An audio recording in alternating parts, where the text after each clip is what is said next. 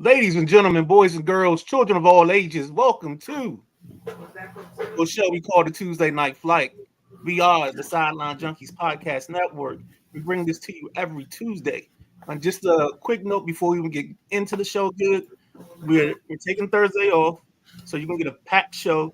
There's no nothing but net or in the passenger seat tomorrow. So you're gonna get a fully packed show. We're gonna do our staples on Tuesday, the list. We're gonna add in the trio. We're gonna do the college football bracket. Um, what else? We got something different this week because of the holiday. We got to cover the NFL and then the Black Friday game. And I think that's it. And if I miss anything, that gentleman in the top right corner is your host. He's the big guy, KG. The other guy with the white t-shirt, that's the gentleman, Jack. I'm the Midnight Rider. If you can't tell, that's what my walls say. But with that being said, let's turn it over to the host. Good evening, good evening, good evening. Welcome to another edition of the Tuesday Night Flight. Man, let's start this thing off. We got a jam-packed show, so let's start this thing off right. How y'all feeling? Good, man. I'm good, baby. Good. All right, we're going to kick this thing off correctly. Now, I know it's been some moving and shaking. Let's go list first. Oh, you want to go list first? All right. Well, ladies and gentlemen, Tuesday staple. This right here is one of them ones because of course I done lost my daggone thing. God bless America. I done lost it. Sorry. The list. This is where the Midnight Rider and the Gentleman Jack choose their top 5 quarterbacks in college football. And I'm hoping that a certain somebody makes both of their lists today. So without further ado, ladies and gentlemen, the list. Gentleman Jack, Midnight Rider, take it away. Number? What number we starting with? I'm going to start down the bottom, of course. No. Number 5. Number 5. Number Yeah. 5, Oregon quarterback, Dante Moore. He's probably been in the 4, 5, 6 spot the whole time, the second half of the season. I'm going to be nice to him, put him at 5, and let him just take it away. Jack, what you got at 5? Well, I'm going to throw Coach Robison's pick in between us, okay? So at number 5, Coach Robinson has the quarterback down there at Georgia, Gunnar Stockton. I like that. I like that selection. Gunnar Stockton's really tightening things up for them Bulldogs. So at number 5, I myself, the Gentleman Jack, I got Joey Aguilar at Tennessee at number 5. The boy's just playing heady football, man. It's smart. He's not, out of control. I like what Aguilar can do. So that's my number 5, Midnight Rider. KG? Number 4. Number four. We go down to Tuscaloosa. We go down to Mr. Simpson. Still impressed with him. I think he's going to show people a whole lot when it comes to this playoff. So we're going to see what Coach Robinson has it for. What does he have? Coach Robinson, he's up there with them Buckeyes, Ohio State. He's got Ohio State quarterback Julian Sayin at number 4, Midnight Rider. I'm on the fence about that choice, but hey, everybody got their own shit. So good job, Coach. I like it a little bit. Number 4 for me, it's that Aggie, that Texas A&M guy, Marcel Reed, number 4, leading a strong Texas team. And I look forward to seeing what they're going to do in the playoffs. So I got Marcel Reed at number 4, Midnight Rider. KG? Number 3. Number 3 on my list is the guy that Gentleman Jack just talked about, Mr. Marcel Reed from Texas A&M. I've liked him the last couple of weeks. He's probably been in that 3-4 spot for me. I think he had his highest was 2, but he sits at 3. I think he's going to end the year at 3. What you got, Jack? Oh, what does Coach have? Yeah, thanks, man. We're on number 3. Yes, sir. Yes, sir. Coach has Marcel Reed at number 3 as well. So it seems like all 3 of us got Marcel Reed right there in the middle of the lower side of the pack. Not saying that's a bad thing. I feel Marcel Reed's doing some good things over at A&M. My number 3, though, it's got to go to Gunnar Stockton over there at Georgia. I got him a little higher than Coach, and probably got him a lot higher than you, because I don't think you're going to have Gunnar Stockton at number 2 and number 1. So Gunnar Stockton's my number 3, Midnight Rider. Let's roll with it. Let's go, baby. Number 2. Number 2. I keep calling him the wrong name, but it's the kid Mendoza from Indiana. He's dropped to number 2 on my list. I got a shocking number 1. Mendoza's rocked the 1 spot probably 8 of the last 9 weeks. This is the first week he's fallen. Go ahead, Jack. I'm sorry, Coach. Yes, indeed.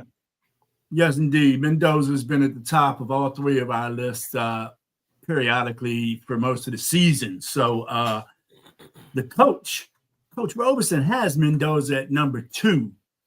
Mendoza's been 1. Mendoza's been 3. He's been right there in that spot for Coach Robeson. So we're going to put him down. Fernando Mendoza, number 2. I got the Vanderbilt quarterback Diego Pavia at number 2. The boy's sturdy. The boy's strong. He's confident. He's got that moxie. You know, that's Midnight Rider's word, but I'm going to throw it out because everybody uses that word when they describe Diego Pavia. Some people have called him mini Baker Mayfield or Baker Mayfield-esque, and I agree with all that. So Diego Pavia is my number 2 Midnight Rider. All right. KG. Public Enemy number 1. Number 1. Here he is. Coach had him at 5. It's Julian saying the kid has completed 80% of his passes this season. That's just one of them things that you can't really recreate. And then this week, even though it was just Rutgers, without your 2-star wide receivers, he played a very solid ball game. Impressed me a whole lot. So I went with saying as my number 1. And Coach, okay, one. That's interesting, Midnight Rider. I'm not gonna dog what Julian Sands done this year. He's on the number 1 team in the country, so he's got to get some love somewhere. But Coach Robeson, he's got Diego Pavia at number 1 on his list. I like his list. His list is right there. We're all pretty. We all got at least 3 of the same guys in our list. So it's just who's going to be them 2 odd guys that are different on lists. So I'm looking forward to that in the next couple of weeks as things tighten down. At number 1, I have had Fernando Mendoza there the past 5 weeks and don't think he deserves to leave that spot. So Fernando Mendoza is my guy. And I got a few new honorable mentions, Midnight Rider. Did you have anybody you thought was really close to being on your list, man? I mean, you can put the usual suspects. I mean, you guys had Pavia, you guys had Stockton. Those are 2 names that will probably be in my honorable mentions. But I really didn't mess with honorable mentions this time. I just kind of just shut off the hip, figure out who I felt were the best 5. I know next week I may not be on because in the month, or I'll be late. So this is kind of like almost my final list to an extent. I feel you. And I guess I could say that too, but I got a couple guys down. I mean, Dante Moore. There's some guys that are putting up great numbers for teams that aren't high-ranked teams, you know, like Messiah and Duke, Rocco Beck at Ohio State, Sawyer Robinson at Baylor. I like Chambliss at Ole Miss. And even that young boy at North Texas, man. North Texas got a freshman over there, true freshman, Drew Mestermaker. That boy, that's the one that Anthony keeps throwing in his list. He's the highest yardage in the country, you know what I'm saying? But he threw for he threw for over 500 yards a couple weeks ago, a North Texas record. And like I say, the boy's a true freshman from what I hear. Plan on diving into him a little bit more because I don't care who you're playing for. If you're putting up the top yardage in the country, you got to be doing something right. So is this young man going to be at North Texas next year, Midnight Rider, or is he going to jump up to a Power 5? I don't know. I don't think he was going to go after 1. I think he'll go after 2 because that'll give him 2 years of stats, and then he can go somewhere and be hopefully the savior or whatever, you know, because we got a lot of turnover in the college coaching ranks right now. So and we're gonna have a whole lot more next year because the landscape has changed. you are now on an NFL clock. Yeah.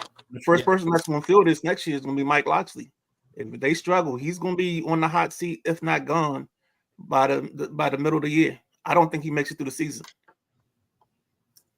Unless he makes some nice pickups, I've seen he's got a couple of these 4-stars in Maryland, but four-star ain't really where it's at, if you ask me. I mean, yes, they could develop into one after a couple of years to a 5-star, but right now, the 5-star local players are still leaving the area, but Locksley is getting some of the 3- and 4-star guys. So let's see if he can keep doing this homegrown thing, and it might get contagious with some of the younger athletes. I'm not sure. Like you say, it's kind of hard to want to go to College Park versus going down to Baton Rouge or Miami or, something, like that, or the West Coast. It's a tough draw, man, but money talks, bullshit walks. We'll see what happens next year, y'all. Now, I just got a quick question for both of you, Jen, especially you, Jack. You say Gunnar Stockton, and I was like, what has he done? And I had to look up his stats. Got a 10-1 record, 2,465 yards, 19 touchdowns, over 4 interceptions. He's completed 71% of his passes. I'm sorry, I was not familiar with the kid's game. Protects the ball. I broke his team down, and he's a baller. He protects the ball, doesn't turn it over too much. And his passing accuracy is pretty damn good. And what'd you say he had? 26? 2,465 yards. Yeah, it's like the leader, I think, in the country, somewhere around 2,900 yards. I don't think anybody's broke 3,000. I may be wrong. I actually might have that with me. Do I? No, I got NFL stats. That's why I don't have guys like Mustard Maker and because some of these guys that are at the top of the passing list are stat stuffers, for lack of a better term. Their teams always trailing, or they're always in shootouts, and they're just a massive numbers. Like I think it was last year, the kid Brown from the transfer from Ohio State that was at Syracuse led the nation in passing. Then there was Stephen Gilly. He had a great year passing, and I think he was one of the leaders up until he got hurt this year. Like some of these guys just amass numbers, and I don't know the quality of those numbers are. I agree, and I was off a little bit. Leading yardage is 3,400. Excuse me for being off on that. But if you look at it and you want to see a top quarterback that's on this list and is a high yardage quarterback, it would be Mavia from USC, Aguilar from Tennessee, 3,100 apiece for them two. Simpson's up there, 2,900. Pavia. That's number 14, Pavia. So Pavia. So yeah, there are a lot of these guys from weaker teams that are just nonstop throwing the rock, and I understand that. I do, but every once in a while you'll find a gem in a quarterback like that.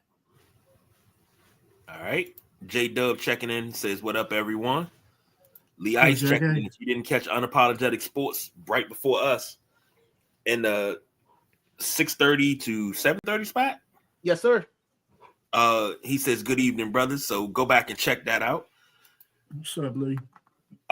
Next up, we'll move over to the college football playoffs. Now, Maddie has one, and I got to pull it back up, but I know Midnight Rider got it. But this one right here, whew. All right, so let me run through. I'm just going to go 1 through 12. I'm not going to put them in bracket spots or anything like that. This is what ESPN and the college, the committee has. So at 12, they have Tulane, 5 Texas Tech, 9 is Notre Dame, 8 is Oklahoma, 11 is Miami, 6 is Oregon, 10 is Alabama, 7 is Ole Miss, 4 is Georgia, 3 is Texas A&M, 2 is Indiana, 1 is Ohio State. So that's what the committee has. Our Sideline Junkies committee of the drive time, theirs is a little bit different. They have Virginia at 12, JMU at 11, BYU at 10, Oklahoma at 9, Alabama at 8, Oregon at 7, Ole Miss at 6, Texas Tech at 5, and then the top 4 are the same: Ohio State, Indiana, Texas A&M, and Georgia. So I think they played more into they gave JMU the Power 5 team spot, and it looks like they gave Virginia the ACC spot as a group. And this is a consensus of Scooter, Showtime Sarah, and Matty Ice. So that's why it is a little bit different. So, but I love the fact that they gave us a consensus. So now we leave it in the hands of. And I know why you're shaking your head. You're shaking your head because they don't have Notre Dame in the top 12. Yep. Maddie's been big on this thing about, and I hope he's watching because I was going to actually try to reach out and talk to him on this. But there's a difference with the head-to-head. If Miami was 10 and Notre Dame was 9, I think head-to-head comes into play. But right now, Notre Dame is like 8, and Miami's like 12 or 11. So it's not really that close of proximity for head-to-head to come into play because they're not being measured up against each other. That's just how I see it. Well, I got it a little different, and I'm sure Anthony's not going to like the way I got it. But I got Ohio State, Indiana, Texas A&M, and Georgia all getting the buys. I'm going to have Oregon number 9 playing Texas Tech number 8. Memphis number 12 playing Alabama number 5. UVA playing Ole Miss number 6. UVA, like I say, man, it's not impossible for the ACC not to make this. I don't feel the only teams the ACC I feel will be compatible with will be the BYUs and the Memphises. And I don't know. I just think ACC is on a very weak year. And at number 10, I got Notre Dame versus BYU. I believe that's a rematch of last year's game. Is that correct, guys? No, Notre Dame played. No, they played Penn State, and I forget what their first matchup was. BYU gets smoked by last year. I don't think BYU was in it last year. I think you're thinking about SMU. SMU went to Penn State and lost. Okay, I got you.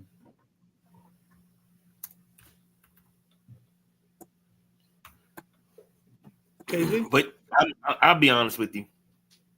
I'm not happy with that, but I understand everybody's gonna say the same thing. Join a conference. Join a conference. Why don't you join a conference? Can't join a conference. Lose money. You wasn't happy with mine? Well, I'm happy with yours. Yeah, yours got us in this. I'm damn happy with yours. Say, where we going here? But the thing is, and I'll say this quickly, I like Jack's better than ESPN's because that gives Notre Dame a punching chance to actually make it back to the championship. But that's me being selfish. Now, if I was non-biased, I could take either one because we're going to get some good football. But I'm not non-biased today. All right, so here's how last year's bracket shook out. It was Tennessee versus Ohio State. Ohio State won that. Texas versus Clemson. Texas won that. Notre Dame versus Indiana. Notre Dame played Georgia. Penn State and SMU, and Penn State won that. In the next round, remember last year, all the conference winners got buys. So you had Ohio State versus Oregon. Ohio State won that.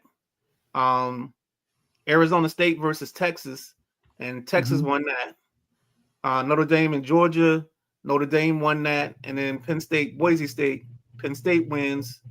You have Ohio State and Texas. Ohio State wins that. Notre Dame and Penn State. Notre Dame beats that game, and then Ohio State beats Notre Dame for the championship. Wow. Arizona State and Arizona, neither one of those have been on any list I've seen. And Arizona State lost their quarterback, Sam Leavitt, early in the season. Sam Leavitt, yeah. But he's back, ain't he? Yeah, but he missed too much time in the middle of the season, and he lost ball games in stretch. Which one of those teams? Ain't one of them teams only got 2 losses between Arizona and Arizona State? I don't think so, brother. I'm going to it. Y'all keep going. I don't think either one of them are in that good of a shape. Is that right? No, that's right. That's right. That's right. And they play when? They play Friday, I think. Yeah, they play Friday. Ooh. So we getting NFL and college on Yeah. Friday. Oh, yeah. Yeah. I love it. Yeah, Arizona State is number 20 ranked. And they are 8-3. Yeah, they dropped one that more than I thought. They dropped one more game than I thought. I thought they were still maintaining it at 9-2. Yeah, that's gonna be crazy not to see nobody from Arizona in here. Because Arizona State, that's where Scatboo came from. Yep. And it's the same quarterback, but it's a shame that quarterback got hurt because he's nice. Yep, he And would have Josh been from Highly Unopinionated says, great show as I mean, always. highly fellas." opinionated. Highly opinionated. I'm all over You the place. mixing, Highly you opinionated. mixing unapologetic and Don't mind me. It's been a long day. Ooh, cookie. And Josh says, I don't think A&M makes the playoffs. They lose at Texas and the SEC championship game. They haven't beat anyone. I don't know about that. I totally disagree with that take. Yeah. From the standpoint tripping. of they're the number 2 team in the country. If they lose to Texas, they fall to what, 6, 7 maybe? Because Texas isn't a slouch. And then, I'm sorry, 6, 7. I didn't know what I did. My bad. But then if they lose in the conference championship game, I think that loss is to a Georgia team. And I don't think you can kick them out of the playoffs for losing to Georgia. No. I think they may have to be like the 11, but I don't think they get kicked out of that. You can't go from 2 with 2 losses, and especially in the championship game. It's almost like I really think the way they were angling on College Game Day, they were basically trying to make it sound like, the winners matter, but the losers shouldn't lose ground for playing in their conference championship game, because that's one extra game they picked up. Mm-hmm. But I don't think Texas. Saban was saying, and I think Saban was angling for, if that team in the SEC is Alabama loses, they can still get in. I think that's the angle he was working for. Saying Texas A&M ain't beat nobody. I mean, just playing in the SEC is enough, but they defeated Notre Dame. I know it was only by 1 point, but they beat Notre Dame. They beat LSU. They beat Missouri. Mississippi State. They beat Mississippi State handily. And I think they're going to beat Texas, as much as I like that Texas program. I think Texas A&M is going to beat Texas this week. So I don't know what y'all tripping on over there, Josh. Yeah, he said who A&M's like I just said, Notre Dame, they beat LSU, Missouri, Mississippi State. They're in the SEC. They play a tough game every week. It's not ACC football here. They're the best team in the SEC. J Dub said, I think college football is trying to figure out who's going to play Ohio State for the national championship. That breaks my heart. And that, you know what? That's a good transition too, because we got the trio. Now, normally this is a Thursday staple. It's a Tuesday staple because of the holiday. And first up, this game right here. Number 1, Ohio State versus number 18, Michigan in the Big House. Now, let me give you a little parameters behind this. Jack gonna love this one. First meeting, October 16th, 1897. Michigan leads the all-time series 62-51-6. They don't play for a trophy in this one. I thought they had a trophy in this. They don't have a trophy in this one, so no shenanigans for Jack in this one. But no. You got Michigan, Ohio State, number 1 versus number 18. Gentleman, Jack, take it away. Ohio State going to come in there with a chip on their shoulder because they going to the Big House, man. Can't wait till I can get up to Michigan one time to check out a game. You're going to have 100, 110 plus thousand up in the stadium. So it's going to be rocking, but Ohio State lives for that type of stuff. Their stadium ain't no slouch either. So they used to that limelight, boom, boom, Michigan in your face type stuff. But I think Ohio State's got too much for this Michigan squad. And the defense at Ohio State's just going to shut the offense down. I feel Ohio State wins this easily. I really do. Minnie Ryder, how you see it? You ever try to put a Ford Escort engine into a Ferrari? Probably not. But that's what happens at Michigan. Michigan has this Ferrari of the quarterback, but they keep feeding them this Ford Escort offense, and it's just not working. And I don't think if they pass midfield and score more than 10 points, I'd shake Sharon Cook's hand. I don't see Michigan. I don't see them being too competitive in this ball game. The only reason if they're in the ball game is because Ohio State has basically stubbed their toe, blackened their own eye, got a splinter, got their foot in the bear trap, all that stuff. Like all that has to happen for Michigan to be in this ball game. I just don't see it offensively. I don't see the way they're constructed. I mean, the only thing that their only weapon is Justice Haynes, and this defense is real stingy against the run. So I don't know where they get their love from in their action. But yeah, I've been thoroughly disappointed with their usage of Bryce Underwood. Thoroughly. Okay. I'll see that. Oh, if I got to pick a winner, just in case you didn't catch who I think gonna win, I got Ohio State. Just in case, for clarity's sake. Okay. That's right. Jack, you got Ohio State too? Yes, sir. All right. I'm just I wrong. think they're going to win. I think they're going to win easily. This is rivalry week. Rivalry week. Get it out. I didn't. I need to go do some voice exercises. The brown cow, because I am not talking right today.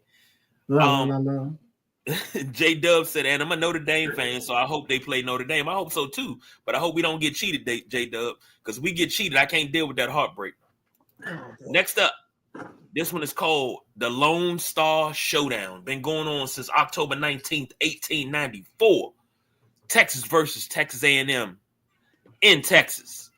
Gentleman Jack Carr, take it away.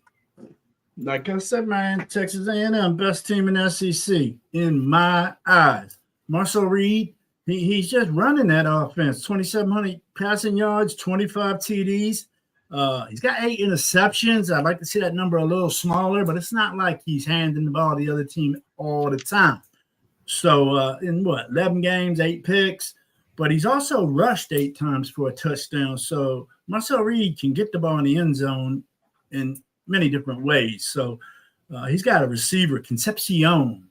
I like that name because it reminds me of the Big Red Machine back in the day, the Cincinnati Reds shortstop, Dave Concepcion.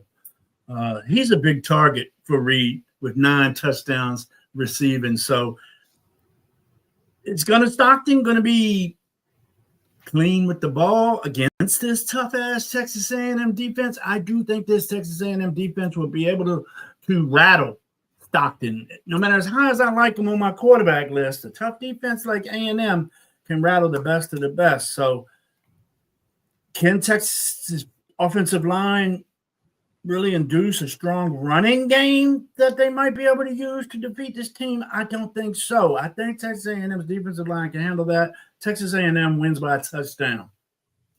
You know, Ryder? I'm gonna keep mine short and sweet. I said Gunnar Stockton. I'm sorry. I mean, Marcel Reed. Nah, the dude for Texas. Arch Manning. Arch Manning. Yes, I called Arch Manning Gunnar Stockton. Excuse me. I was prepping for the next game, but yeah, Arch Manning. I don't think he's gonna be able to handle this pressure from Texas A&M guys. Thanks, Midnight Rider. No problem, man. I think he's when I think about Arch, I think he's finally getting the sea legs under him. I think he's going to have some opportunities in this ball game. I think the only issue will be that I think Texas A&M is going to be just a little bit better than them. I actually had this being a decent ball game. I think we get in the fourth quarter, we have a nice little sweat. So I'm going to call it 28-24. I think Texas is down 28-17. And then all of a sudden, Texas gets a touchdown. And then Texas A&M gets the ball and is able to run the clock out. And we send everybody home. We get Danny Don to sing "Good Night, Sweetheart" because it's time to go. And we get That's an old school reference there. The mustard is off the hot dog, ladies and gentlemen. Yes, indeed. Yes, indeed. I ain't heard them old jokers in a while. Next off up. the hot dog. Now, this right here, Jack, you're going to love this. This is the rivalry. Clean, old-fashioned hate. Georgia versus Georgia Tech. That's number 4. Georgia versus number 16, Georgia Tech for the Governor's Cup. It's got a trophy attached. Been going on since November 4th, 1893. Georgia leads the series 72, 41, and 5. Gentleman Jack, take it away. You say 72, 41, and 5.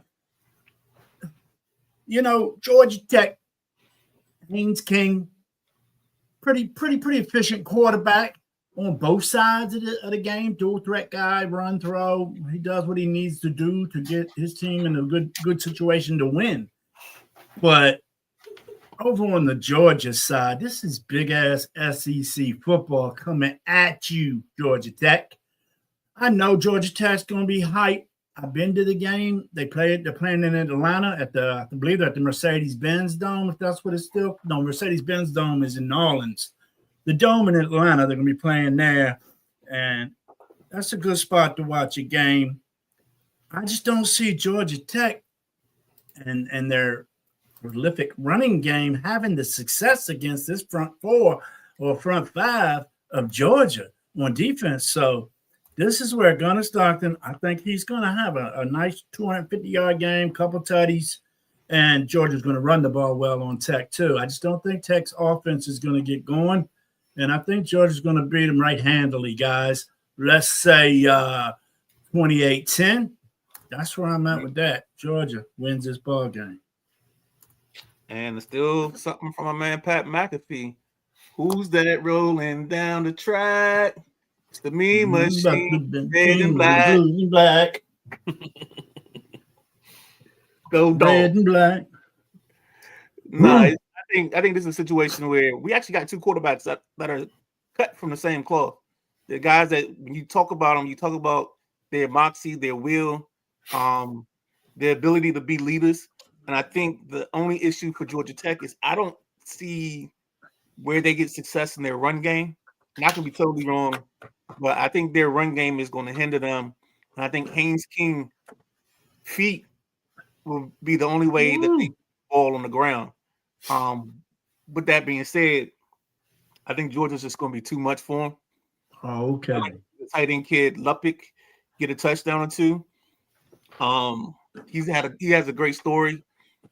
If you ever check out I forgot the college game day at Georgia, what game it was, but it's a story about him and his family. I think if you watch it, you'll be fans of the young man himself. And but that being said, give me Georgia, the road. You say in the land. You say there's something about him and his family. Family. Did you say that again? My son gun. And Jack, you did have it right. Mercedes-Benz Stadium is in Atlanta. Okay. So you got Mercedes-Benz Dome and Mercedes-Benz Stadium. That's the one that kind of got the top that screw off and it opens up. Pretty stadium. God daggone pretty stadium. The one in Atlanta is nice. It's got the I don't know if it's called the Mart. I think it's the Mart. Their version of Metro Rail. It drops you off right there in the stadium, bro. It ain't like MCI where you gotta, get off the train and then go across a couple little crossways and then up steps. Nah, this joker let you off right there. Yeah, we did Perps Peach Bowl against Tennessee. Oh God, that was probably like 02 or something. And we stayed and all the Tennessee fans left. And man, it was a crazy evening. It was New Year's Eve Bowl too, so we got home just in time to toast. And look who showed up. My God, the dead has arisen. Who that? Oh, Xavier said it's upset week. That's all I have to say. Give me Bulldogs over Yellow Jackets. Of course you would say that. Because now all of a sudden, I guess you're a Georgia fan. We're going to take a quick break. Go ahead, Midnight Rider. No, this can be handled on the other side of the break. Okay. Well, we're going to take a quick break. It's going to be really, really short. And we're going to come back and we're going to recap the nickel. Stay tuned.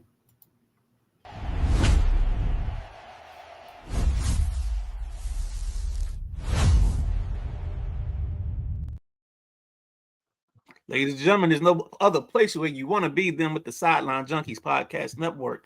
This is the Tuesday Night Flight. That is the Gentleman Jack. That is the big guy KG. I'm the Midnight Rider. We're about to go into the nickel. We're recapping the one from Sunday, and then we're going to go into a newer version of the nickel, the re-nickel, I don't know what you want to call it, the new nickel, or whatever you want to call it. The four. No, actually, it should be the Fearsome Four, because it's the 3 games on Thanksgiving and the Black Friday game. So there we go. Where did I have that? Where did I put that at? And Xavier say, no, it's my college football 25 team. Yeah, you bet not ever switch. Yeah, it is. All right. Now, this right here, we're going to run through these, but this right here was a surprise to me. Chiefs beat the Colts. I did not have the Chiefs beating the Colts. I was a believer. I was drinking the Kool-Aid, but the Chiefs beat the Colts 23-20. Daniel Jones had a pretty damn good game. 19-31, 181, and 2 touchdowns. Jonathan Taylor, 16 carries, 58 yards. Ashton Doolin, 1 catch for 48 yards. Patty Mahomes, 29-46, 352, and a pick. Kareem Hunt showed up. We talked about it pregame. 30 carries, 104, and a touchdown. Rashee Rice, 8 catches, 141. Gentleman Jack, take it away. Well, you know, Indiana had a 20-9 fourth quarter lead, man. And the defense played well enough to beat Kansas City today. It's just the offense laid an egg, man. It's the worst offensive performance by Indiana, by the Colts this year. So, I as well picked Indiana to win this. I thought they should have. They underplayed. They didn't get Jonathan Taylor involved in the game enough, in my opinion. They kicked 2 close field goals in the third quarter. Come on now, there's a time when you got to put it all on the line. And kicking a fucking 23-yard field goal ain't landed on the line. 10-point lead at that time was nothing. And they're deciding to kick a field goal. Then what did Patty do? Patty did what Patty does. He controlled the offense and ran it down and scored when he needed to. Got in field goal range when he needed to. Hunt stepped in for Pacheco very well. He has the past couple of weeks. Rashee Rice, man, 141 and 2 touchdowns. So what you going to do? KC's defense held the number 1 offense to 255 total yards. So I think Indy shot himself in the foot and missed the big one. This could have been a big win right here. It could have had Kansas City reeling at 5-6. Instead, they're on top at 6-5. So Kansas City plays Dallas on Thanksgiving. We'll see what's up. Them Cowboys been playing some crazy ball lately, but they also been winning. So that's the way I saw that, man. Kansas City did what they did. You know, Bucker kicks 5 field goals, 0 extra points. So that's something, man. You been that, Ronnie? Told y'all before. I'm gonna keep telling y'all every week we put the Chiefs in this situation. Until that dirt is on that casket and it's being patted down, KC got a shot. I just don't see them not. They do this too much. Their only problem is they shot themselves in the foot early, so they put themselves on the bad side of a lot of tiebreakers, and that might be the only way they don't make it into this. But I still believe in Kansas City. I said that on Sunday. I told you they gotta bring me their heart beaten in your hand, for me to believe that they done and dead. So that's all I got on this. Would you say that Kansas City had their hero come along with the strength to carry on? I would say something like that. I think at some point they decided to take a look at the man in the mirror and help him change his ways. I got you. But you do know that if they don't make the playoffs, it would heal the world, make it a better place. No, okay. no. Just wanted to let you know that. Okay. Next, you got the Packers 23, the Vikings 6. a lot of people got questions for JJ McCarthy. You know, they're saying that he's a bust, and I'm like, you really can't say that because he don't have big enough resume for you to call him a bust. But he was 12 and 19, 87 yards and 2 picks. Jordan Mason, 8 carries, 42 yards. Justin Jefferson, 4 catches, 48 yards. Jordan Love, 14 to 21, 139. Emmanuel Wilson, 28 carries, 107, and 2 touchdowns. I picked him up late in fantasy. Christian Watson had 5 catches for 49 yards. And I think this is the game that I also said that Micah Parsons should have 7 sacks. I think he had 2. He had 2 sacks. Yes, correct. So, gentleman Jack, take it away. Well, this here is an old-fashioned rivalry game played in front of 78,000 at historic Lambeau Field. You know what I'm saying? It's the Vikings and the Packers, that type of old-school stuff. But Minnesota's offense, they on the backs of milk cartons, dude, because they is lost. They missing in action. They managed just 2 field goals in this game, and they were bombs. They weren't even inside the 40-yard line. The one was from 59, the other was from 52. They had 3 turnovers. Minnesota was 2 for 9 on 3rd down. All of that is not an equation to win ball games. McCarthy, that boy he still ain't, I don't know, man. I don't think he still feels full-fledged. I'm A1 number 1. He was sacked 5 times through 2 interceptions. It was a terrible game all around. Minnesota's offense had 19 passes and 20 runs. That's not a lot of offense. It was a horrible game. And Green Bay, Jordan Love, and running back, what's his name? Emmanuel Wilson. That's a youngin' out of Fort Valley State, man. He's out of a D2 school coming in, running for 100 yards and 2 touchdowns in the NFL. Good job, young man. Parsons and Devontae Watt had 2 sacks.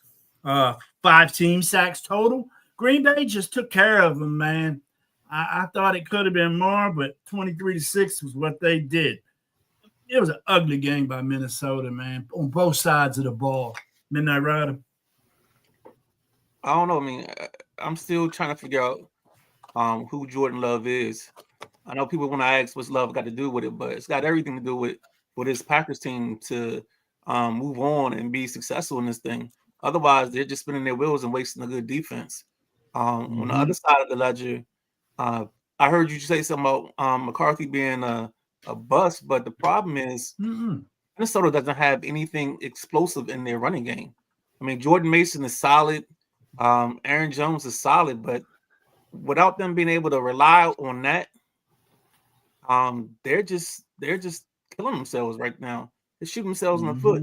And at some point, either during the bye week or if they already had their bye, somebody got to put him on a motorcycle and take him out to Lake Minnetonka and let him purify himself in the waters, because he needs something to resurrect what's going on right now. I know he's in concussion protocol, so I think he might be out this week and maybe next. Carson Wentz on injured reserve, so they got some kid that ain't nobody heard of but his mama and them possibly playing quarterback this week.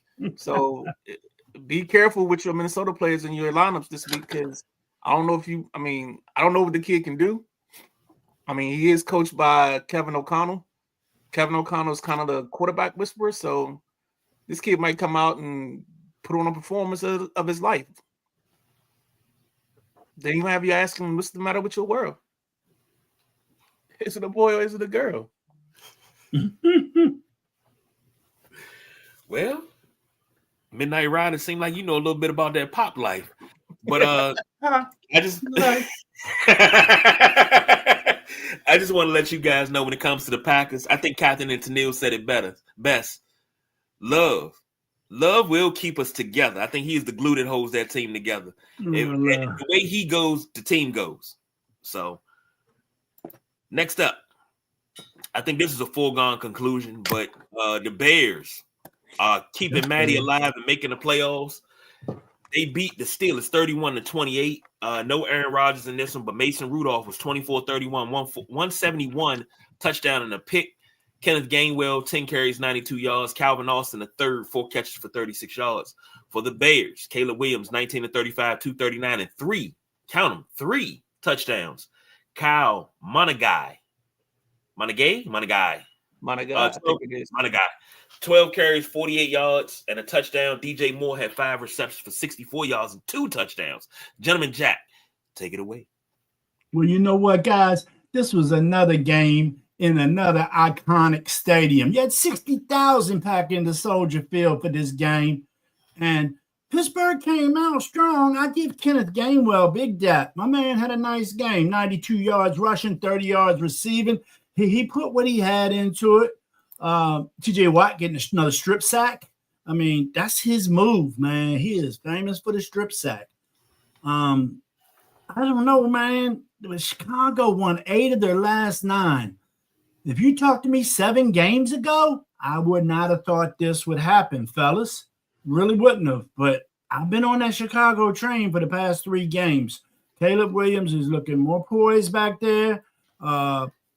He targeted Odunze 9 times and it was only to get 3 receptions. That kind of surprised me to see that in the box score.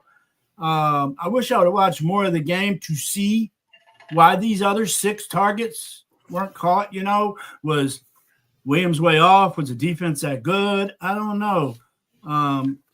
The first half, though, it seemed like Williams was a tad bit off on his passing. I did see a little bit of that.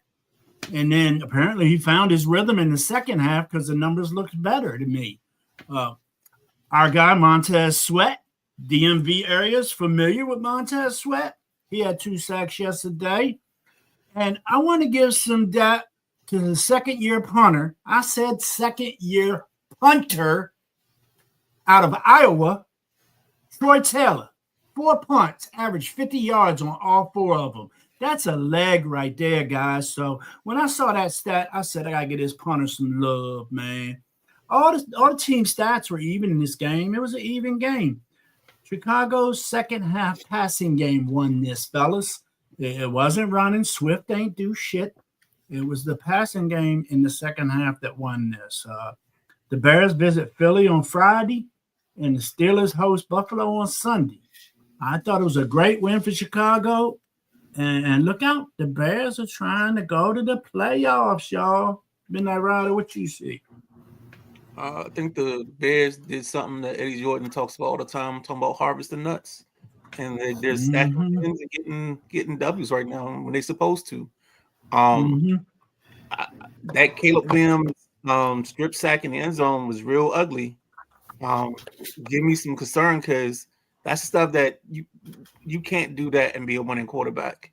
I think the good thing was Mason Rudolph was on the other side, and I think he said 24 completions, but only like 193 yards. That's not moving the ball down the field. I know DK probably got a touchdown out of this, but I think Pittsburgh's problem is going to be I don't think Pittsburgh got enough bullets in the chamber. We shot the video to you, the scene from that we always talk about and we always reference from Harlem Nights, where everybody else got machine guns. We had the 6-shooter going pop. And I think this is one of them situations. I think the Steelers don't. the Steelers losing and letting Baltimore back in. With Baltimore's schedule, they both go head to head for 2 more ball games. So this division, the AFC North, is going to be settled in the next couple of weeks of the season here. So you gotta figure it out. This is what we call the witching hour. This is the time where the things stack up. You break out the sorting hat and you sort out the pretenders or contenders. Also, a show that comes on Monday nights at 7 p.m. on the Sideline Junkies Podcast Network. Love that. Yep. Next up, this is what I call game of the week, but it turned out to be a dud. Rams 34, Buccaneers 7. Somebody had to rub it in too. Oh, punk ass. The Rams. I'm sorry. Baker Mayfield did not play in this game. He did. We played half. Threw a touchdown too. He came out at halftime. Yeah. 9 of 19, 41 yards. I had to open up all the stats. 41 yards, a touchdown and 2 picks. Teddy Bridgewater finished the game 8 of 15, 62 yards, no touchdowns. Sean Tucker had 12 carries, 42 yards. Emeka Egbuka, 3 receptions for 32 yards. Can't win ball games like that. Matthew Stafford, MVP candidate, should be number one in your books. 25 and 35, 273 with 2 touchdowns. Kyron Williams, 12 carries, 46 yards. And Puka Nacua, 7 catches, 97 yards. Gentleman Jack, take it away.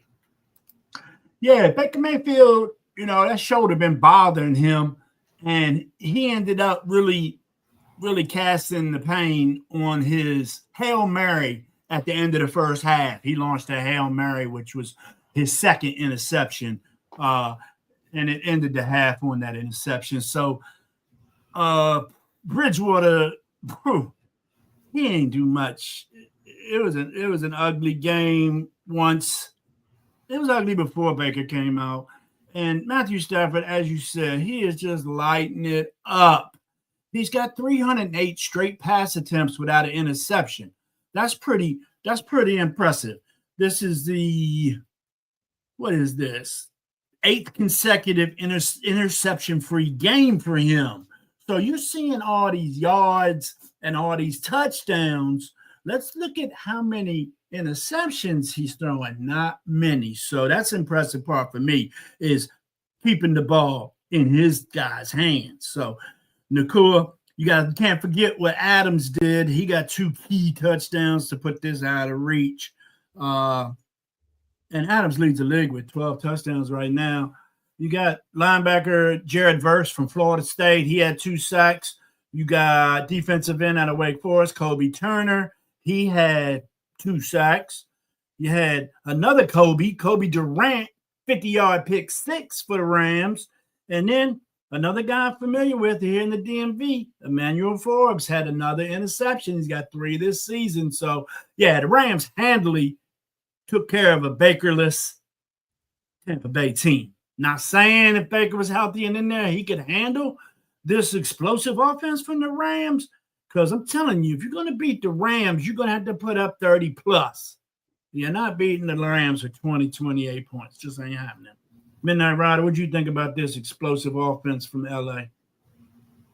Well, what I was going to say is Emmanuel Forbes is the definition of sometimes you got to get the change. Sometimes change is going to come.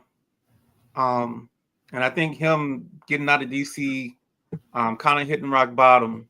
But then the part that everybody's glancing over, and like the people in D.C. are like, oh, he should, like some people are saying, oh, he should still be here or whatever. No, he shouldn't, because you don't have the LA Rams pass rush. You don't have Verse. You don't have Fisk. You don't have Turner. You don't have these guys. True that.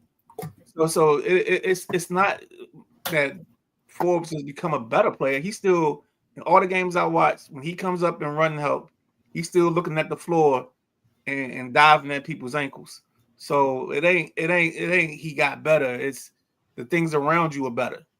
Sometimes you need change. I understand. I wasn't saying. I know you I wasn't saying he was better, but 3 interceptions ain't dick. But it's actually the 7th leading number in the league. But yeah, okay. No. My conversation is because I know out in the Commanderverse, it's like, oh, see, when we let somebody go, they get better. This ain't one of them situations where he got better. Surroundings around him got better. So now he can hide. You can hide him on the defense with all these. I mean, they got like 4 safeties they drafted in like the 4th round or later that are making moves for him. And then you add Cam Curl to the mix, and Curl doesn't miss tackles. So it's like, it's one of those things where, all right. And I think Cam Curl's daddy talked him out of DC, to be honest with you. But that's a whole story for another day, for the all season. I love that you said that. I think the Rams have found their version of the tush push, and that's either a fade to Davante Adams or a slant to Davante Adams inside the 5-yard line. I think that play has not been stopped at all this year. The fact that they are so explosive defensively, it allows their offense just to, I mean, they're not making a lot of long drives because they're stopping people, giving you a bunch of 3 and outs. You know what I'm saying? Now, you might as well just go ahead and try to figure out what's next.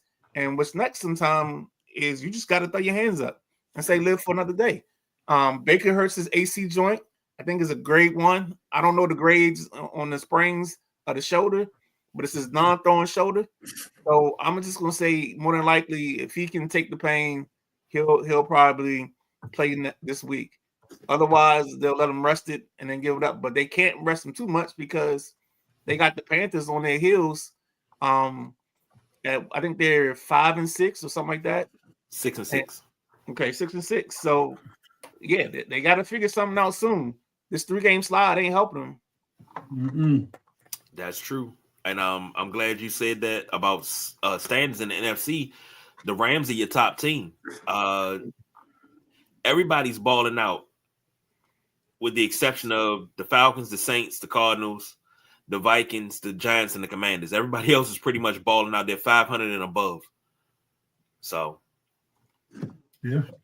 Next up, speaking of the Panthers, they just dropped one to the Niners. Excuse me, 20-9 on Monday night. Bryce Young was 18-29, 169, 2 interceptions and 1 touchdown. Rico Dowdle, 6 carries, 38 yards, also had 4 catches for 36 yards. For the San Francisco 49ers, Brock Purdy was 23-32, 193, a touchdown, 3 picks.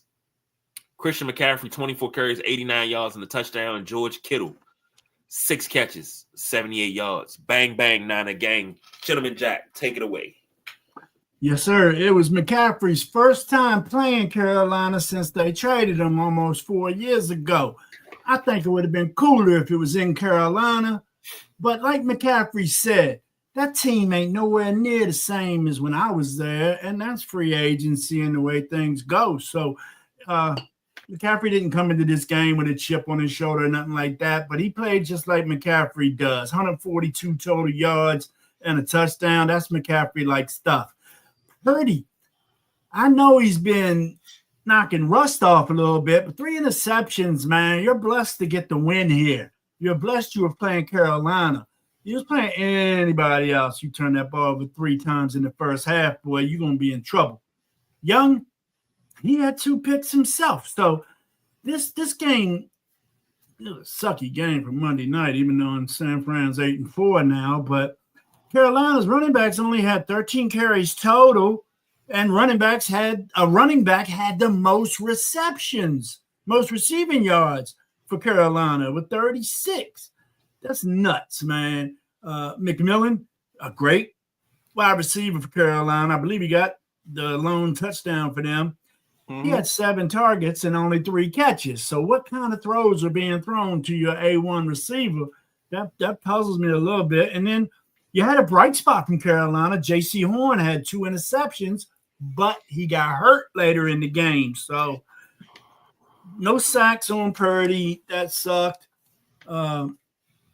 Second half, they just played conservative, relying on McCaffrey, giving Purdy some short passes. There was no big game plan second half. Keep the lead, hold the lead, win the game is what Shanahan said over there. Kicker Matt Gay, DMV knows him as well. 2 for 2 on field goals, 2 for 2 on extra points.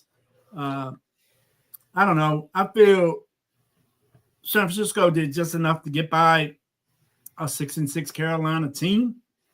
Bryce Young is not the quarterback over there. I'm not a Bryce Young fan. So, yeah, good game, San Fran. Midnight Rider, how did you see this matchup? Well, I mean, all right, I'm not gonna make any Bryce Young short jokes. I'm gonna Come on. be good. I'm gonna be better about this. But no, I mean, I said it on draft day. I said you can't ask Webster to be your quarterback. You just can't. He's just too small. He doesn't do anything good enough. Mm-hmm. He's not dynamic. He's a regular quarterback that just played with a lot of talent. You know what I'm saying? Yeah, he can be cerebral and all when you got, the best offensive line in the country in front of you, where 4 to 5 guys are top picks or first rounders, and your receivers are first rounders, and your running backs are drafted guys in the 2nd and 3rd round. Talking about this time at Alabama, if you guys don't know, but I haven't been sold on him since draft day. I would have never taken him 1 overall. I'd have taken Stroud and lived with it, but I mean that wasn't my choice to make. I know Stroud's been battling injuries as well, but to this game in particular, I think Kyle Shanahan showed you something that he does and something that McVay does. Is if you're my star player, we're gonna hitch our wagon to you, and we're gonna let you guide us through. You're gonna take us on a fantastic voyage through this ball game and lead us to freedom, lead us to the victory. And that's exactly what they did. They hitched their wagons to McCaffrey. McCaffrey probably had 100, would you say 100 yards rushing? He probably had 7 catches also. They fed him. Yeah, he had 142 total. I think it was 89 rushing, 50 receiving, correct, KG? Yeah. Yeah, just I mean, it's the simplest thing in the world. Sometimes you got to roll with the girl you brought to the dance. So when Luther come on, you can't go over there and pick up Sally. Nah, you got to go with Stacy because Stacy's who you brought. Hey, look, you. I'm trying to keep up here because I had one thing and you brung Luther. So I'm trying to keep up here, damn it. Wait, you talking about the Fantastic Voyage? Yeah, I was about to say that slide, slippity slide. I was great slide us right into a commercial break, but then you brought in Luther, and I'm like, if this world was mine, but come on, man. Hey, a break is not a. You boys. J-Dub said 49er defense stepped up, shut down that Carolina running game. And Bryce Young did pretty good last week. He threw for 458 yards. Yeah, that's the one off. Yeah. But now I'm gonna say this about Bryce Young, and I just pull my coat and follow me on this one. Knowing that he's short, why not design your offense kind of like you would design an offense for a Doug Flutie, for a Drew Brees, which are successful short quarterbacks? Why not design the offense in that manner where you have him rolling out, you have the defense move in the pocket where he's able to drop back and see over the defense? That way it makes it a little bit more successful. Or am I asking for too much? Or am I being a little too old school? Please tell me. Thanks for taking my call. I'll hang up and listen. No, I think it's a combination of things. I keep telling you, he's not. If he was more athletic, I think you would operate more into that. I think the other thing that Carolina needs to do is get more into under center run game with Dowdell, because I think he's their bread. He's the bread that gets read option. Yep. Not even read option, because I don't think Bryce Young is athletic enough. I think you gotta go under center, one back, 3 tight ends or 2 tight ends. Do play some action shit. Yeah, do some play action boot. You know what I'm saying? Get you a little outside zone, and I think that's the way you find happiness.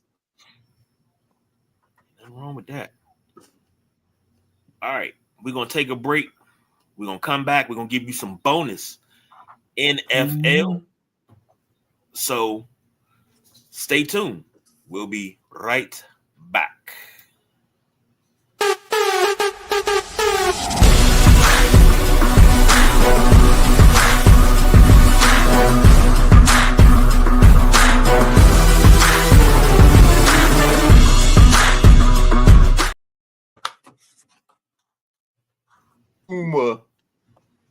What's going on, folks? Sideline Junkies Podcast Network, Tuesday Night Flight. We're giving you some extended coverage because we are covering the 4 games that are left on the slate for this week. When I say this week, I mean starting this new week. We have the 3 games for Thanksgiving, the Black Friday game to cover for you. Do we have another college? We already covered the college set. So, yeah, we're good to go. With that being said, he's the Gentleman Jack. I'm the Midnight Rider. That's the big guy, KG. He's going to be your host for the rest of the show. Take it away, sir. Thank you. J-Dub said, I like Bryce Young, but he's a little too small for quarterback in today's game. Ooh, that's a discussion we're going to have. I would love to put a pin in it. I agree. You don't have the extras, man. Huh? You don't have the extras. Okay. I agree. Don't force my hand, guy. We're gonna be here for 2 hours. No. We good. This is the off-season discussion because we got to talk about, because he's eligible for an extension coming this off-season. The question is, do in you these send them? nuts. Do you make them figure it out? So we got, Nah. hey, we got time for this. Okay. Nah. All lines being brought to you by our official, unofficial partner, FanDuel. First game up is the 1:00 game on Thanksgiving Day. That is the Packers at the Lions, which is a divisional game. The Lions are 2.5-point favorites. Over under is 49.5. Gentlemen, Jack, take it away. Well, it wouldn't be a Thanksgiving game if you wasn't watching the Detroit Lions, in my opinion. I watched many games Detroit on Thanksgiving growing up. Now the schedule's even bigger, man. If I recall, growing up, there was only 2 games on Thanksgiving. Now we got maybe 3, but now we got a full slate of 4, and that's amazing. Green Bay, Jordan Love, he's going to take his lumps. He's going to try to stand in there. I like the way Detroit is rolling right now. This is a tough division. You got Chicago at 8-3, Detroit 7-4, Green Bay 7-3-1. I got a feeling those tie games are going to be something that gets crazy in the playoff tiebreakers and stuff for the NFC, because you got Dallas and Green Bay, of course, in that ugly tie game. I think Detroit's going to keep rolling at home, and I'll take Detroit in the over. It's going to be a game. Let's say 35-28. I think it's going to be a game, and I hope so, because that's the first one of the day too. What you got, Midnight Rider? I hate to disagree with you, but I mean the way Love is the way Love's looked the last couple of weeks, man. I just don't know what it is. And I invested heavy in Love. Tried to give Love my all by picking him in both of my fantasy leagues, and I don't know, man. I just don't see it. Another problem is Detroit. For some reason, the only element of their offense that works is Gibbs. And they either gotta, if Detroit doesn't feed Gibbs, they don't win this ball game. No matter how we shake it out. So I'm gonna take the Packers to win this, but I think it's gonna hit the under, because I think both offenses haven't shown me anything the last couple of weeks. I've been highly disappointed in Detroit's offense since they left Washington. So, and then they struggled last week against the Giants, and the Packers seem like they can't get out of their own way. So I think this is the under just naturally. Like, this is a 24-20 type of ball game. We know 24 points. Yeah. But I like the Packers. I love that you said that, Midnight Rider, because I'm feeling the same way you feeling. I think the Packers win this. I think Love conquers all. Okay. And like I said, as he goes, the team goes. But if you gentlemen look at it, Detroit, they struggle with the Giants. They can't afford to make the same mistakes they made against the Giants against this Packers team. So go ahead and let me get the Lions with that. I'm sorry, the Packers with that, and I'll take the under. Okay. Next up is what is this? I think this is the 4:00 game. 4:25. Cowboys versus Chiefs in Dallas. Chiefs are 3-point favorites, which is kind of crazy because you get 3 for being at home. The over-under is 52.5. Gentlemen, Jack, take it away. Yeah, I can't believe the Chiefs are just 2-point favorite in this. Like I say, they played some shitty ball in the first half, but they were the Chiefs in the second half, in the fourth quarter, and that's when you win or lose ball games, and that's what Kansas City's been trying to do this year. They really – I've never seen them really blow too many teams out this year. There's been a lot of Butker game-winning field goals, man. So, but I just think Dallas has been playing out of this world a little bit, and they're saying these acquisitions, these players they acquired before the trade deadline made this defense revamped. I don't buy it. They had a good game. I think Kansas City at home, they're going to ring that bell, and I think they're going to dominate the Cowboys, man. I think Dak Prescott and Pickens got a good little chemistry going over there, but I don't think they're going to be able to score with Kansas City with their weak defensive backfield in Dallas. So I take Kansas City It's going to be a funny game. I'm going to take Kansas City in the under, guys, but I think Kansas City wins it, period. Minute Rider. In this ball game, you got two receivers that are very volatile, but they produce. And we talking about Rashee Rice and we talking about George Pickens. I don't know if CeeDee Lamb's drop problem is ubiquitous to them playing the Eagles or if it's something else. And we gotta figure that part out. Because if it's something that's gonna be a lingering thing, then that's gonna be a problem for the Cowboys. But I think, and I'm gonna go against what I said earlier. I know earlier I said if you don't hand me the cold bleeding heart of the Chiefs, I won't pick against them. But in this situation, I think the young man, I think his name is Marshawn Kneeland, that passed away. I think that's galvanized this team and given them a reason. And I'm talking about the reasons. This is why they're playing hard and they're fighting, because that's the one thing they're holding on to. And I think this is helping them. And I think because of him, I think the Chiefs can absorb this loss because it's an NFC team. But I think the Cowboys win.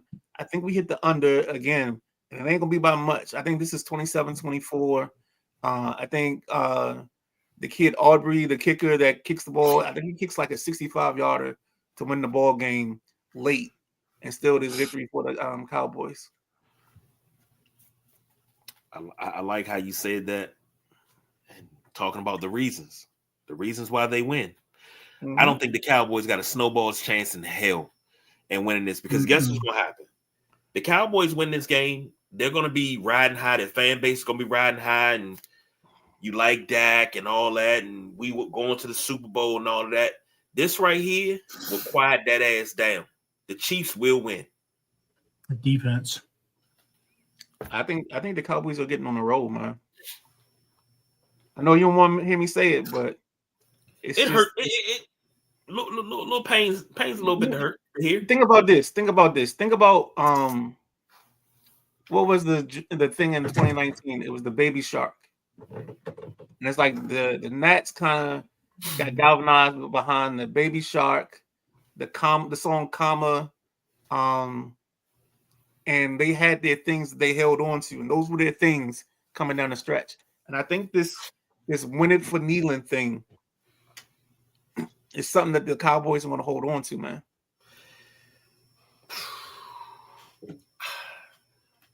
You make it hard to argue with that because of the circumstances, and I guess this is the older me talking. I need to just go ahead and back off of it and not argue with it, because I see where you're coming from. So I'll concede. So from earlier, yes, sir. There you go. I was going to ask you to read a couple of comments. There's one on there we need to give some props. Oh, yeah. Yeah, this is happy stuff. J-Dub said he definitely has the talent to talk about Bryce Young, but for me, if I was picking a team, I would get bigger quarterbacks. Yeah. And this right here, Anthony checking in. He said, good news, guys. I became an uncle today. My baby sister had her baby today. Congratulations, Anthony, to you, your sister. Make sure you get plenty of Notre Dame and Miami gear for that baby. Nah. Child abuse. God damn. That's child abuse, man. No, child abuse is getting Dallas Cowboys. So that's child abuse. They call Notre Dame's in that. Oh man. And J-Dub said 4 players have changed the Cowboys defense. Should be a good second half of the season. Let's go Cowboys. And J-Dub says congratulations to you, Anthony. I think the addition, the one addition that they didn't acquire but came back from injury. I love this kid. I love him at Texas. Is the kid Marshawn Overshown. He wears number 0. He's a side-to-side linebacker. He erases everything. And by them putting Logan Wilson beside him, he doesn't have to worry about having the green dot in his helmet, because Logan Wilson can call the plays and he can roam freely. And when you got big Quentin Williams up front, I'm sorry, he blocks up space. He blocks out the sun at times. He can be called Eclipse if you wanted to call him that. I think he helps that defense tremendously and allows the linebackers to flow way better than they flowed all season. So they get some legitimacy out of that. Quickly, I'm gonna ask this question to you. When you talk about Quinnen Williams, does he remind you of Jumpy Gathers? Because that's what I always got those vibes from him. Nah. You know me, man. I don't like comparing old players to new players all the time. Look, I say that because of the strength up front. You know, Jumpy Gathers had that move where he lift you up and move you out the way. And Quinnen Williams is that strong where he can pick a guy up and move him out the way and get to his target. So that's why I asked that. No, I know why. I get the why. I get the reasoning. The only thing I just don't know. I don't see the 1-to-1 because Jumpy's 6'7". You know what I'm saying? And I think Quinnen's a little stockier than that. It ain't about much, but I want to say he's like 6'3", 6'4". And I mean, I think he just played on some teams with the Jets that just didn't have an offense. Now you give him an offense and he can be in pass rush mode a lot more than normal. I said this in the beginning of the year, and people laughed at me when I was talking about the Cowboys. I think the Cowboys had a shot to be an impactful team in this. So you're saying there's a chance? You're saying there's a chance. So what's your guys' picks on this? Which way did you go, Midnight Rider, KC? I went Cowboys and the under. Sorry. I thought I said that. I apologize if I didn't. No, I was sleeping. KG, you went Kansas City. Yes, I went Kansas City. Under, over? Damn, I didn't pick. Give me the under. Give me KC in the under. Sounds good. Looks like you read my book. All right. Next up is your final game on Thanksgiving Day. Bengals at the Ravens. Ravens are 7-point favorites. They've resurrected themselves and come back from the dead. Over under is 51.5. Gentleman Jack, take it away. Now the Baltimore Ravens coming back hot. Turned around, got a 6-5 record. The whole AFC North is nuts, man. Pittsburgh 6-5, Baltimore 6-5, Cincinnati 3-8, Cleveland 3-8. It's a rather lowly division. Kind of reminds me of the NFC North, the way you got 2 up top and 2 at the bottom like that. But I think, is Lamar playing in this? Yes, he's questionable. Oh, okay. Yeah, that's what I thought. Lamar's got to play. I don't think Hundley can beat Cincinnati because Cincinnati can still score no matter who they got quarterback. And Joe Flacco, Joey Burrow. But Joey Burrow is going to be back for this game. Does he have rust?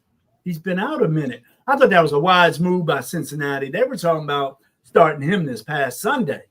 And I'm like, you start him Sunday, and then you got a short work week for him to turn around? Bad move. So I'm glad that they waited till this Thursday game to activate him and put him in the starting lineup. But I still think Baltimore and that high-flying defense, which is playing better ball, will beat this Cincinnati team. I take Baltimore and the under. Well, this is going to be an interesting ball game because I still don't know who the Ravens are. Like, they're starting to play some defense, but their offense is still struggling. Derrick Henry isn't running the ball. Like, he's not giving you Derrick Henry numbers. And maybe this is the curse of when teams run somebody for over 300 carries or they give them a big workload the season before and they come back not the same person. But it's been a struggle all year for Henry. And I don't get it. I don't understand it. But, I mean, I don't even know. I mean, I think the Bengals have enough with Joey B back. But I'm not going to jump on that bandwagon. I'm going to go ahead and take the Ravens to win this ball game. Numbers. The numbers. Let's go over. I know. Let's live in the day on the wild side. But Midnight Rider. Never mind. I forgot where I was going with that. Okay. Well, to piggyback off of something real quick that Jack said, he said it was a dumb idea to start Joe Burrow on Sunday, then have a short week and start and play him. We talked about that early in the week when the NFL got on Baltimore because Lamar was a healthy scratch on Sunday because they had a game on Thursday. Gave him a little bit extra time for rest. I think it's the same situation. I think that's a smart move. I agree with you, Jack. That would be stupid. But I don't think they got enough to beat the Ravens. I think the Ravens keep cruising. You can have Snoop Huntley, Snoop Dogg, Charlie Brown, Snoopy at quarterback. They beat the Bengals here, and they'll get to 7 and give me the under. Derrick Henry has 150 yards rushing because they don't need to pass the ball. Oh, that's what I was going to come back to you, Midnight Rider. Look at Derrick Henry and Saquon this year. Exactly. Both of them are nowhere near, and you got, Jonathan Taylor and what's that cat that got let go from the dude in Carolina? Rico Dowdle. Yeah, they're the top rushers this year. It just seems odd that Barkley and Derrick Henry are nowhere near that. Well, Rico Dowdle got released? No, he was saying that he left the Cowboys. Yes. He left the Cowboys and went to Carolina. That's what he's talking about. Okay. Correct. But the kicker to what you're bringing up is I always thought that Taylor, like I love Taylor. I just thought Taylor the last couple of years battled some health issues and he didn't have a quarterback. I thought Anthony Richardson and them together would have been like Ebby and Ivory. I thought it would have been a good thing.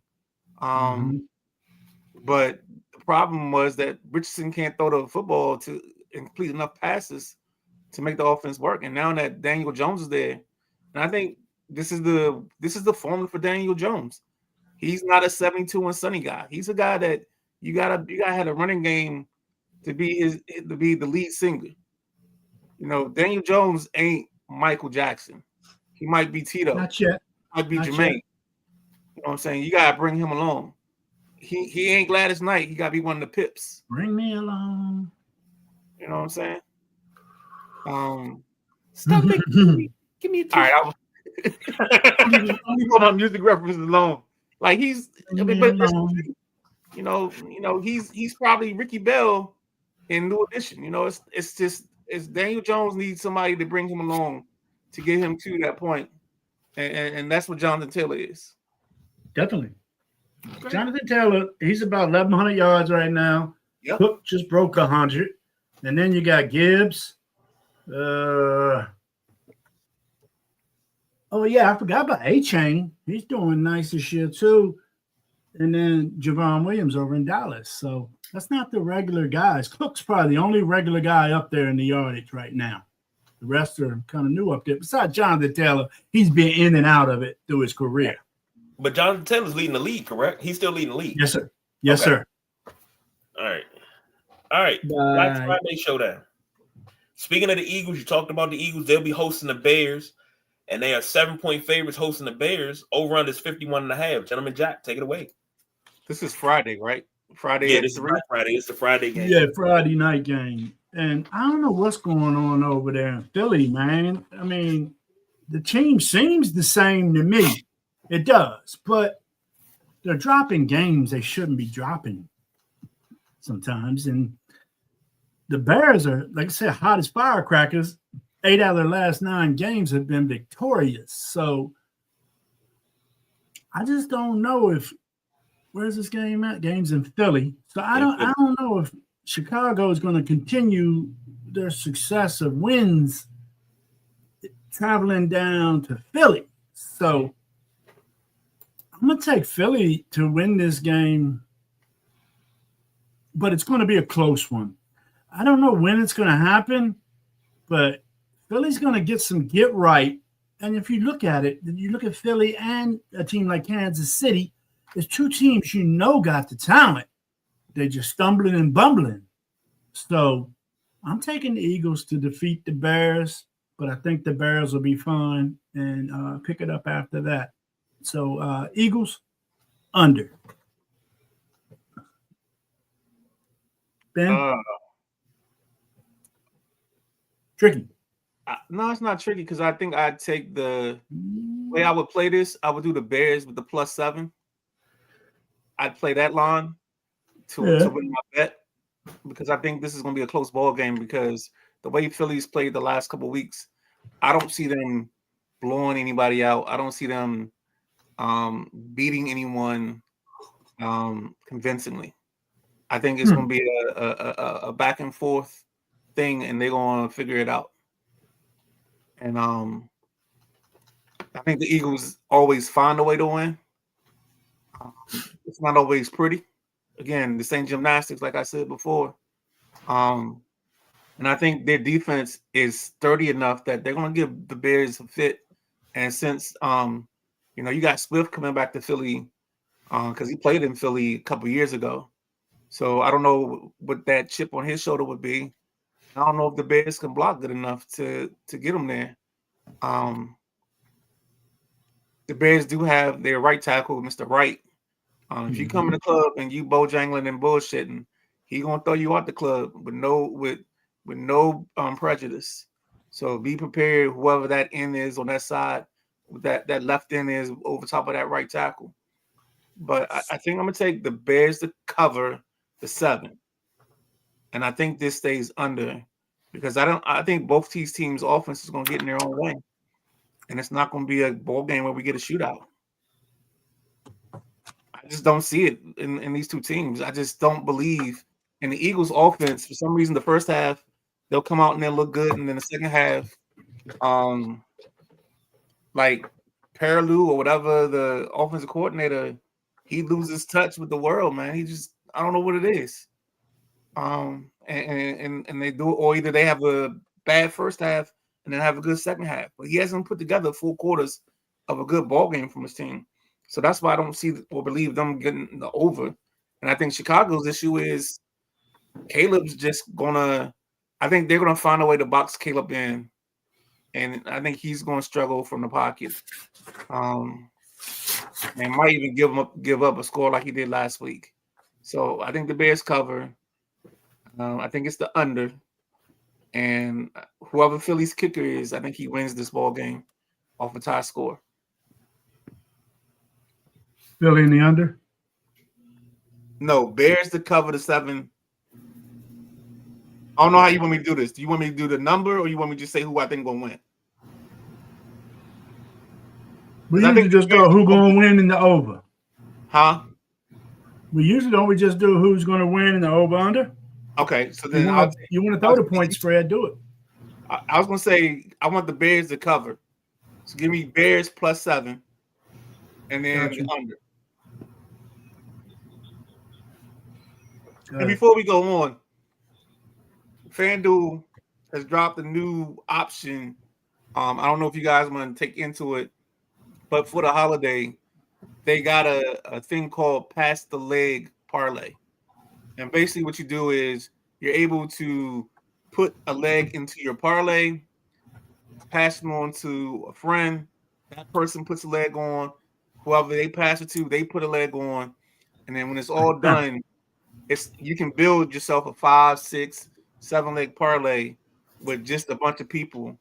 I don't know how FanDuel links it up. I haven't gone into discovery mode to figure that out, but that might be something we want to do. And then at the end of once the parlay is all set, you decide what you want to put on the bet. So we might have 5 legs between the 5 of us from today: Brian, Lee Ice, myself, Jack, KG. And at the end of it, that parlay gets sent back to us as one whole thing. And then when they get sent back to you, you pick. So Jack, you might put 10 on it. KG might put 5 on it. I might put $3.33. If you know Carol, you know what I'm talking about. Lee Ice might put 20 on it. Brian might put 10 on it. And everybody wins their separate share, but it's just 5 people contributing to the same bet. I can lose pretty good by myself. I don't need help losing. Hey, bruh, it's funny you just said that because I had all the confidence today that the Wizards were going to lose and they were going to give up over 236 points. I thought the over was going to hit. I picked some individual players for numbers and stuff. Well, the damn Wizards are winning 132 to 90 something. Good Lord. Well, they got you the over. So the final was 132, 113. So they crushed the over. Yeah. But the Wizards won. And I'm like, what are we doing here? What are we doing here? Mm-hmm. Mm-hmm. Of all nights, you decide to show up and win. It's the night I picked you to. Man, I tell you, man, gambling's It's not for the weak. It's not. Nah. Look, that's why I leave it to y'all. Y'all the experts. If you ever hear me call one of y'all and I say, "Hey Jack, hey Midnight Rider, I'm trying to put in this bet on this parlay," what this sound like to you? You know that I got a feeling about something, and I don't know what the hell I'm doing, and I might need to be talked off the ledge. Oh, man. You don't call me because I'm gonna talk you to every bet. You like, but I don't believe in it. You got to believe. That's what you call, ladies and gentlemen, peer pressure. Oh, Lord. Oh man. Well, we come to the end of the show. This is the last show before the holiday. WrestleManiacs are working on some things. We're trying to cook something up because we do have Survivor Series on Saturday. So we're trying to cook something up, trying to get together with travel schedules and work schedules and everything. So we'll see what that is. We'll keep you posted. Midnight Rider, the Gridiron, Saturday morning or? If my producers can help me out, I'm probably gonna need a guest because I think we're only through week 8. So I'm gonna need some content to get us going. And I gotta remember. I think I got some things to say because I'm coming off a tough loss. So I think I got some things to say. I gotta remember Jimmy's name. I don't know. Every time I talk about Oregon, I draw a blank on Jimmy's name every show. And I'm just like, that's why I just wrote it down on my thing. I don't know if I sent it to you and BJ or not, but I was like, yeah, I gotta remember names and who coaches who because we up to like 11 dudes. Yep. And then hey man, Now it's 2 interviews that's hard for you to get on the Gridiron that I would love for you to get before the end of the season. One is Alabama, of course. You know, we gotta go through. You ain't got him this season, have you? I thought we had Alabama when he came back. Ain't that Xavier? No, he's supposed to be Georgia. Oh. You was on the season when you came back? Even if he wasn't, I know I can talk to him now, but when it comes to that, I got to go through the channels. I got to go through a secretary and everything. Right. I understand. Even though he's in the room with you, you still got to go through channels of correction. But I swear to God, I thought we had him this year. Maybe it was, I don't know. I mean, this year's been kind of topsy-turvy for me personally. So I'll take the Alabama kid. I'll take you. I got to get you Memphis. I got to talk to nah. Little B, let Little B. I know we gotta let Little B be for right now. Let him get his chops wet. I love y'all trying to play 7-year-olds in your league. He wanted to play. Oh my God! Look, hey Jack, hold on. Pork Chop gonna be in the league. Hold on, Jack. When I tell you, he come out. You like, okay, I'm playing the kid. Then all of a sudden. He lives by that mentality. How do you beat a gorilla? You punch him in the mouth. I play him first play of the game. He goes deep over the top touchdown. What the hell? Yeah, I come back. I run one in on him. He come back second play. He run the ball. I'm like, oh yeah, I got him. He ain't doing that. Third down over the top touchdown. I was like, how does he keep doing that? Like I'm trying. It took me 3 quarters to figure out what he was doing, and I had to take control of the safety to stop him from getting behind my safety because no matter what I called. He was finding holes in my zone and just going right over the top, or he was coming across the middle. Nah, Little B, trust me. I don't think he's not a big talker, so that's why I say I wouldn't interview him because I wouldn't want to do that. Yeah. But maybe if Brian wanted to talk for him, we could do it that way. But we gotta get Isaiah and I gotta get Day. Okay. On the show at some point. I think I had Darnell early in the season. I could have sworn when y'all came back, you and Dario did the show with me, announcing y'all comeback. Now it wasn't the second season. I think it was the first season. But no, we did do that. We were still in last season. It wasn't this season, it was last season technically. Right. Yeah. And then you never know. There might be a 12 or 13 in 2 weeks. Yeah. Man. So that's what we got lined let's up. say let's think of it like a hamstring injury. Let's say 2 to 4 weeks. We might have another team added to the list. Yeah, my cousin was showing something interesting, but I don't think he knows how to do it online like that. We'll talk about it later. Tell them to reach out to the fellas, man. We got it. They got it. I don't know how to do that part. Y'all already started, or y'all still doing preseason stuff? Oh no, we in the second season. We're in the 8th week of the second season. Yeah, season 2. Okay, so he had to get up later another season. Nah. Come in the middle of the season if he want. Yeah. Oh, is that what y'all do? Okay. Yeah, if you ready, we can set you in. I mean, you just gotta pick your team now. I mean, not me. I don't even know how to buy a video game anymore. So yeah, dog. I'm trying. KG, I'm trying, bro. That's all I'm gonna say. Hey, look. I gotta find a team though, because you gotta know the Oh, name. damn. I'm talking about my cousin right now because he hit me before a show and gave me, he always supporting me and gave me nice ups. He's like, I love you, Bull. Just want to know that I'm lucky to have you as my cousin, more like a brother, though. I was like, yeah, man, love you too. You in the show? And then the Bama tells me, in the hospital. Man, what you doing to me, man?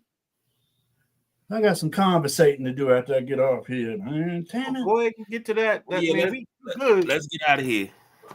Yeah. Everybody, give me 5. Give me 5 if you stick around. Okay. Everybody, have a wonderful holiday. Enjoy your family. Enjoy your time off. Enjoy your food. Gentleman Jack, Midnight Rider, I say this from the bottom of my heart. Thank y'all for being y'all. I know sometimes we don't see eye to eye. We fuss, we fight. But at the end of the day, it's like siblings. You fuss, you fight, you get mad, you come back, and you pick right back up where you left off. Yeah. So I say that to say happy holidays, gentlemen. I know I'll be talking to you between now and then, but still, happy holidays. ELE, everybody love everybody. Love you guys. Hold on. I know you about to click out, but you can't click out yet. Okay. So from the Sideline Junkies, from the Midnight Rider, from everybody, we want to A, wish y'all happy Thanksgiving. B, I want to steal something from Maddie when we talk about you gotta tell your loved ones you love them. But I think for this occasion, if you don't have somewhere to go, find somewhere to go. Let somebody open their doors and take you in for this holiday. Don't do this alone. You ain't got to be alone. This is time when people that don't have, parents, loved ones, or they're missing somebody, this is where they hurt the most. So at this point, some of these open doors got to be the Band-Aids to help these people heal and get to the other side and just see that even though they ain't got their people, they got some people that's going to love on them, live with them, deal with them for the holiday, and try to provide a good experience for them. So when I say that, I say this one thing to any of the Sideline Junkies and any of the people that comment and follow us. We love y'all, man. We appreciate everything you do. And I know the 8 of us don't see eye to eye all the time, but you know what? Hey, there's one thing that we are. And to quote the great Brian Kelly, we family. And I'll get on that. No, that's definitely right, Midnight Rider. And this is the season where depression is heightened, very much so. Whether it's, missing family members, whether it's not having the money that you'd like to have for this time of year. There's many, many complications that can lead to depression at this time. There's always someone out there you can holler at. I'm home for the holidays this year. My door is open. I got an extra seat at the table. So anybody out there, feel free to reach out. And I'm here to talk. I'm here to open my door. Either one. So, I know this is a tough time. I've been through depression. It's not fun, man. It's not fun. And just let everybody know we're here for each other and everybody in our family as Midnight Rider says. Thanks, No, guys. you didn't say it right. It's a family. Family. I don't mess with Mr. Kelly. I don't mess with Coach Kelly like that. All right, So- man, let's get out of here, man. For the Gentleman Jack, the Midnight Rider, I'm the big guy KG. Happy holidays, everybody. We are out of here.